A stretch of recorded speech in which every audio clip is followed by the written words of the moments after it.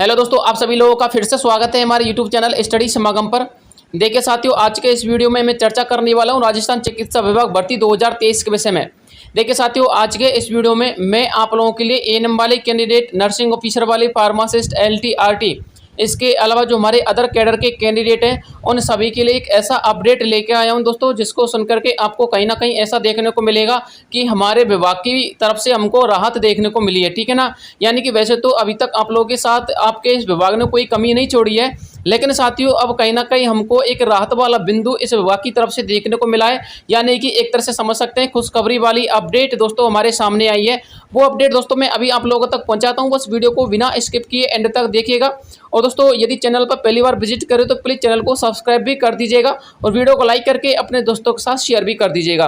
देखिए साथियों, जैसा कि मैंने अभी आपको सुबह एक वीडियो बनाया था, उस वीडियो के माध्यम से मैंने आपको बताया था कि हमारे विभाग की जो प्रतिक्रिया चल रही है वो सही नहीं चल रही है, क्योंकि हमारे विभाग ने जो 7 कैडर की प्रोविजनल लिस्ट जारी की थी उनमें दोस्तों कुछ जो अपने फर्जी कैंडिडेट थे उनको भी सम्मिलित कर लिया था। इसके अलावा जो हमारे 4 से लेकर के 5,000 कैंडिडेटों का परिणाम रोका गया था उसमें भी जो है फर्जी कैंडिडेट सम्मिलित हैं। ठीक है ना। लेकिन साथियों अब कहीं ना कहीं जो हमारा विभाग है साथियों उसकी प्रतिक्रियाएं अब तीव्र गति से चल रही हैं, यानी कि वो अपनी प्रक्रियाओं को अच्छी तरीके से गति दे रहा है। अब देखिए साथियों, इसका मेरे पास एक प्रमाण है और साथियों एक सबूत भी है। देखिए साथियों, सुबह एक नोटिफिकेशन वायरल होता है आज की डेट में, वो साथियों आप लोगों का केवीएट की याचिका को लेकर के वायरल होता है।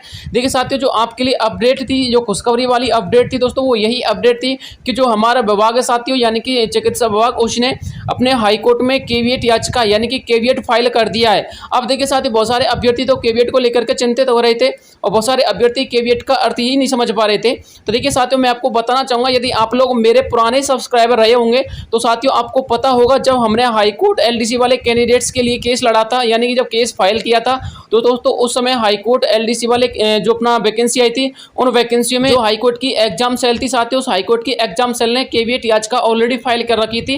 तो दोस्तों आज से 3-4 महीने ही पहले मैंने आपको केवीएट याचिका के बारे में पूरा डिटेल से समझाया था। ठीक है ना। लेकिन साथियों मुझे पता कि आप लोगों ने उस समय मेरे यूट्यूब चैनल पर विजिट नहीं किया होगा तो आपको केवीएट याचिका के बारे में पता नहीं होगा। लेकिन मैं आपको बताना चाहूंगा केवीएट याचिका साथियों इस चीज का प्रतीक होती है कि जो आप लोगों की वैकेंसी आई है ना दोस्तों, उस वैकेंसी को बिना किसी दुविधा में फंसाए हुए उस वैकेंसी को क्लियर करा लिया जाए। यानी कि यदि उस वैकेंसी के खिलाफ यदि कोई कैंडिडेट या फिर कोई स्टूडेंट, एनी पर्सन यदि कोई इस वैकेंसी के खिलाफ जो है केस दर्ज करता है यानी कि केस फाइल करता है, तो दोस्तों उस वैकेंसी के ऊपर उस केस का कोई इंपैक्ट नहीं आएगा, यानी कि कोई असर उस वैकेंसी के ऊपर नहीं पड़ेगा।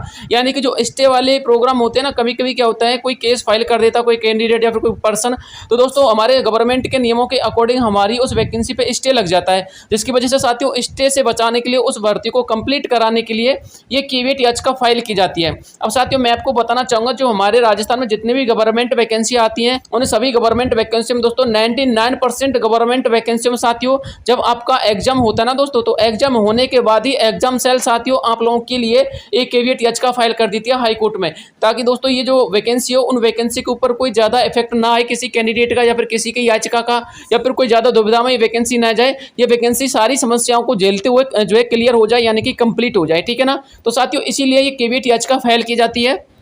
अब देखिए साथियों, जो केवीएट याचिका फाइल की है वो साथियों इसीलिए की है, लेकिन देखिए सबसे बड़ा यहाँ पर एक मेरे पास एक सैड पॉइंट और है।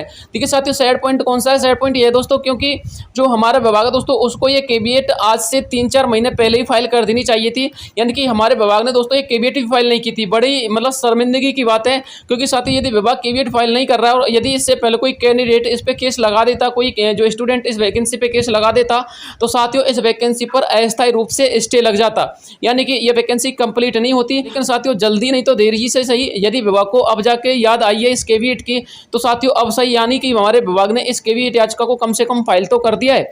तो साथियों ये केवीएट याचिका इसी के संदर्भ में फाइल की जाती है, यानी कि जो हमारी वैकेंसी होती है वो बिना किसी दुविधा में फंसे हुए क्लियर हो जाए। अब मैं आपको उस केवीएट याचिका का एक प्रमाण दिखा देता हूँ। ये केवीएट याचिका दोस्तों सुबह से वायरल हो रही थी, हमारे बहुत सारे अभ्यर्थी इसके विषय में पूछ रहे थे। तो देखिए साथियों इस केवीएट याचिका में साफ साफ लिखा हुआ है, in the high court of judicature for Rajasthan at Jaipur bench Jaipur. ठीक है ना।